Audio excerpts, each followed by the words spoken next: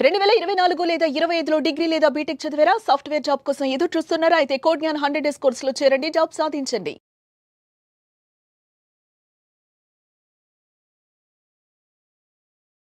నమస్కారం విజయ మేడం. నమస్తే శిరీష. మనకి అందరూ నచ్చాలని రూల్ లేదు. అలా నచ్చకపోవడానికి కూడా మన దగ్గర చాలా కారణాలు ఉంటాయి. ఆ సిచ్యువేషన్ బట్టో, లేదు అంటే వాళ్ళు మనతో ప్రవర్తించే విధానం బట్టో, వాళ్ళ యాటిట్యూడ్ బట్టో రకరకాల కారణాలు. అలా మనకి ఒక పర్సన్ నచ్చలేదు అని మనం ఏ విధంగా ఎక్స్ప్రెస్ చేయొచ్చు అంటారు? సో ఆ వ్యక్తి ఎవరు, ఆ వ్యక్తులు అన్న దాన్ని బట్టి అసలు కొన్నిసార్లు మనం ఎక్స్ప్రెస్ చేయాల్సిన అవసరం కూడా రాకపోవచ్చు. అంటే వాళ్ళు ఎవరో బయట వ్యక్తులు, సో మనకి ఎప్పుడో కలిసాం 1-2 సార్లు, వాళ్ళ విధానం కానీ వాళ్ళ యాటిట్యూడ్ కానీ నువ్వు చెప్పినట్టు మనకు నచ్చలేదు. సో వాళ్ళతో చెప్పాల్సిన అవసరం కానీ వాళ్ళని మార్చి మనకి నచ్చేలాగా చేసి ఎక్స్ప్రెస్ చేయాల్సిన అవసరం కానీ అన్ని సందర్భాల్లో మనకు అవసరం పడదు. ఈ వ్యక్తులు ఎవరైతే మనకి కొన్ని నచ్చట్లేదో వాళ్ళ బిహేవియర్లో, వాళ్ళు మన ఫ్యామిలీ మెంబర్స్ అయితేనో, లేదంటే వర్క్ ప్లేస్లో మన కొలీగ్సో, లేదా మన చుట్టాలు, మనకి వాళ్ళతో మనం ఎక్కువ మట్టుకు ఇంటరాక్ట్ అవుతాము, వాళ్ళతో కలవాల్సిన సందర్భాలు వస్తూ ఉంటాయి అన్నప్పుడు మనకి ఇబ్బంది అనేది మొదలవుతుంది. అంతే కదా? అంతే.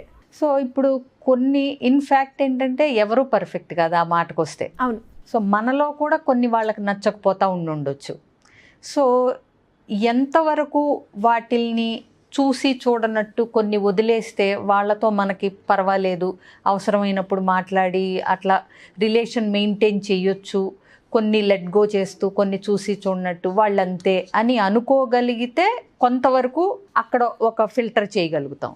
అలా కాకుండా ఇది వీళ్ళల్లో అసలు ఈ లక్షణాన్ని, అసలు ఈ విధానాన్ని, ఈ యాటిట్యూడ్ని అసలు నేను భరించలేకపోతున్నాను, వాళ్ళని చూస్తేనే వాళ్ళతో మాట్లాడాలనిపించట్లేదు, చాలా ఇబ్బందికరంగా ఉంటుంది, కానీ వాళ్ళతో రిలేషన్ మెయింటైన్ చేయాలి అనుకున్నప్పుడు పెద్ద టాస్క్ అక్కడ మొదలవుతుంది. ఓకే. సో అప్పుడు ఏంటంటే అట్లీస్ట్ మనం వాళ్ళకి ఇది ఎట్లా మనల్ని ఇబ్బంది పెడుతుంది అనేది అందంగా కమ్యూనికేట్ చేయొచ్చు. అంటే ఆ గట్టిగా నువ్వు మాట్లాడుతున్నప్పుడు నాకు ఏదో అంటే ఒక రకమైన ఫియర్ లాంటిది వస్తుంది, లేదంటే నేను చులకన చేయబడుతున్నానేమో అని అలాంటి గొంతుతో మీరు మాట్లాడుతుంటే నాకు తెలియని ఒక ఫియర్ లాంటిగా, యాంగ్జైటీ లాగా వస్తుంది. కాబట్టి మీరు నాతో మాట్లాడేటప్పుడు కొంచెం మీ వాయిస్ అనేది సరి చేసుకుంటే నేను కంఫర్టబుల్గా ఫీల్ అవుతానేమో ఆలోచించండి. ఏది వాళ్ళు గట్టిగా కనుక అరుస్తుంటే ఇది చెప్పగలరు అనేది ఒక ఆర్ట్ ఆఫ్ కమ్యూనికేషన్. అంటే ఏంటి, అవతల వాళ్ళు నొచ్చుకోకూడదు, మనకి వాళ్ళ వల్ల పలానా ఇబ్బంది ఉందనేది తెలవాలి, ఇది ఎట్లా చెప్పాలి అనేది ఒకటి. ఇంకొకటి, మన వైపు నుంచి ఏం చేంజెస్ చేసుకుంటే వాళ్ళ నుంచి ఆ ఇబ్బందులు రాకపోవచ్చు, అది కూడా చూసుకోవాలి మనం. ఓకే. సో కొన్నిసార్లు ఏమవుతుందంటే మన విధానం ఏదన్నా వాళ్ళని ఇరిటేట్ చేస్తానో లేకపోతే చిరాకు పెడతానో ఉండొచ్చు. సో ఫస్ట్ అది కూడా మనం కనుక్కోవాలి. ఎందుకు అంత గట్టిగా మాట్లాడుతున్నారు, నేను మాట్లాడిన దానిలో ఏదన్నా మీకు అంటే కరెక్ట్గా అనిపించలేదా అని మనం అడిగామనుకోండి, ఇక్కడ వాళ్ళని మనం పాయింట్అవుట్ చేయట్లేదు, ముందుగానే మనది ఏదన్నా వాళ్ళని ఇరిటేట్ చేసిందా అనే క్వశ్చన్ మనం వచ్చినప్పుడు ఏంటంటే వాళ్ళు ఇంట్రాస్పెక్ట్ చేసుకుని అబ్బే లేదండి అంటే, అదే మీరు కొంచెం గట్టిగా మాట్లాడుతుంటే నేనేమన్నా అన్నానా అని నాకు డౌట్ వచ్చింది అని మనం అన్నప్పుడు ఓకే, మనం గట్టిగా మాట్లాడటం వాళ్ళకి ఇబ్బందికరంగా ఉంది అనేది అవతల వ్యక్తులకు అర్థమవుతుంది.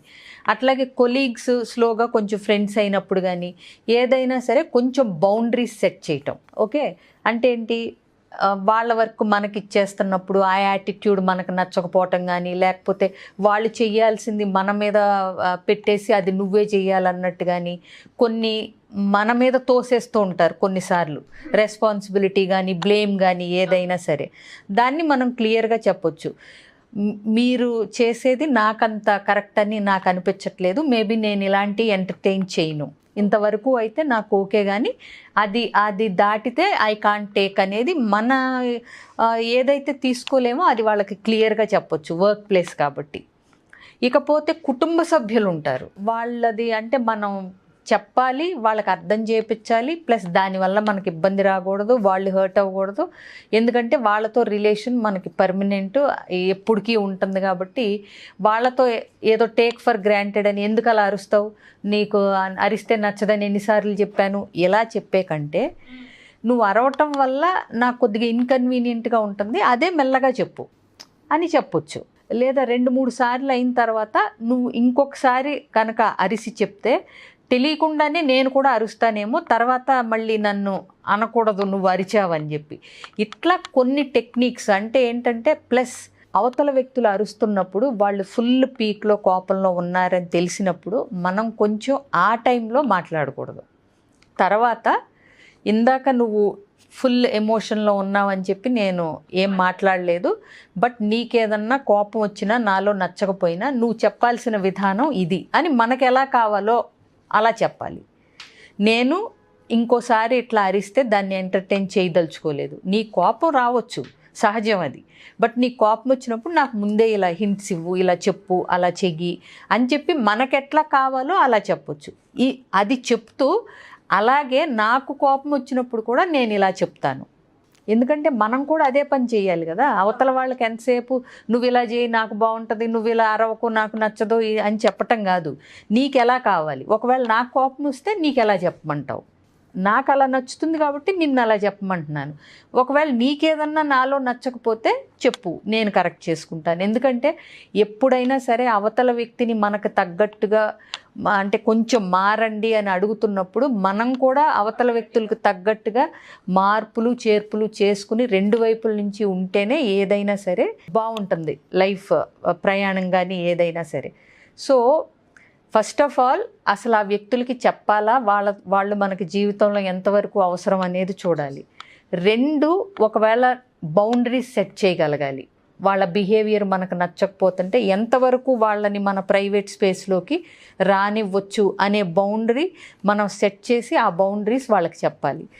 మన క్లోజ్ ఫ్యామిలీ మెంబర్స్ అయితే కనుక చక్కగా కూర్చుని డిస్కస్ చేసుకుని నాకు ఇలా ఇష్టం, నీకు ఎలా ఇష్టం, నువ్వు ఇలా చెప్తే నాకు బాగుంటుంది, నేను ఎలా చెప్తే నీకు ఇష్టం. సో ఇలా కనుక్కున్నప్పుడు ఆ యాటిట్యూడ్స్ కానీ బిహేవియర్స్ కానీ మనకి ఏదైతే నచ్చట్లేదో అది కొంచెం మాట్లాడుకుని చేసుకోవచ్చు. మన ఫ్యామిలీ మెంబర్స్ ఎంతకి మనకి అర్థం చేసుకోవట్లేదు అనుకున్నప్పుడు కౌన్సిలింగ్కి వస్తే సరిపోతుంది. మిగతా వాళ్ళతో అయితే కనుక ఎవరిని ఎక్కడ ఉంచాలో అక్కడ క్లియర్గా ఉంచటం అనేది మన అసర్టివ్గా చేయగలగాలి. ప్లస్ ఫ్యామిలీ మెంబర్స్ అనేవాళ్ళు ఎప్పుడూ మనకు క్లోజ్ కాబట్టి మ్యూచువల్ అండర్స్టాండింగ్తో ఇద్దరు సెట్ చేసుకుని సెట్ అవ్వట్లేదు అనుకున్నప్పుడు పెద్దల సలహా కానీ కౌన్సిలింగ్ కానీ తీసుకుంటే సరిపోతుంది. సో మరి ఇలా రకరకాల సమస్యలతో బేసిక్గా ఫిజియలాజికల్గా కాకుండా సైకలాజికల్గా ఎక్కువగా రకరకాల సమస్యలతో అయితే బాధపడుతూ ఉంటారు. వాళ్ళు మిమ్మల్ని అప్రోచ్ అవ్వాలి అంటే ఏ విధంగా అవ్వచ్చు మేడం? పెద్ద కష్టం ఏం కాదండి. స్క్రీన్ మీద కనిపిస్తున్న నెంబర్కి కాంటాక్ట్ చేస్తే అన్ని డీటెయిల్స్తో పాటు నా అపాయింట్మెంట్ కూడా ఫిక్స్ చేస్తారు. సో మీకు ఏదన్నా ఎలాంటి ప్రాబ్లం ఉన్నా సరే జస్ట్ స్క్రీన్ మీద కనిపిస్తున్న నెంబర్కి కాంటాక్ట్ చేసి డీటెయిల్స్ తీసుకోవటం. Thank you madam, thank you so much.